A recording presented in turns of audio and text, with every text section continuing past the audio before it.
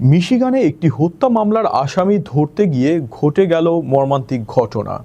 পুলিশের ধাওয়া খেয়ে পালানোর সময় ১৯ বছরের এক তরুণের গাড়ি অন্য একটি গাড়িকে সজোরে ধাক্কা দেয়। এতে ঘটনাস্থলেই প্রাণ হারান এক নিরপরাধ চালক। পালানোর চেষ্টাকালে পুলিশের গুলিতে আহত হয় ওই ঘাতক তরুণ। তার কাছ থেকে দুটি পিস্তল উদ্ধার করা হয়েছে।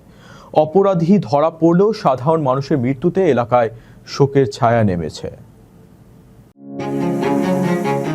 মিশিগানের ইঙ্কস্টারে একটি হত্যা মামলার তল্লাশি অভিযান পরিণত হলো এক মর্মান্তিক ট্র্যাজেডিতে। পুলিশের ধাওয়া থেকে বাঁচতে গিয়ে এক সন্দেহভাজন কিশোরের বেপরোয়া গাড়ি চালানোয় প্রাণ হারিয়েছেন এক নিরপরাধ ব্যক্তি।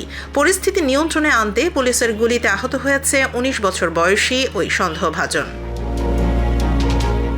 শুক্রবার বিকেলে ইঙ্কস্টারে একটি বাড়িতে হত্যা মামলার তল্লাশি পরোয়ানা কার্যকরের প্রস্তুতি নিচ্ছিল মিশিগানের স্টেট পুলিশ।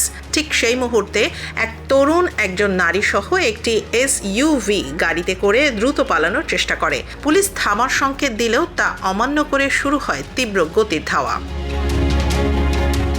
ধাওয়ার এক পর্যায়ে পার্কউড এলাকায় রেড সিগন্যাল অমান্য করে সন্দেহভাজন গাড়িটি অন্য একটি সাধারণ গাড়িতে সজোরে ধাক্কা দেয়। এতে সেই গাড়ির চালক গুরুতর আহত হন এবং পরবর্তীতে মারা যান। নিজের কোনো অপরাধ না থাকলেও পুলিশের ধাওয়া আর আসামির বেপরোয়া আচরণের বলি হতে হলো এই সাধারণ নাগরিককে।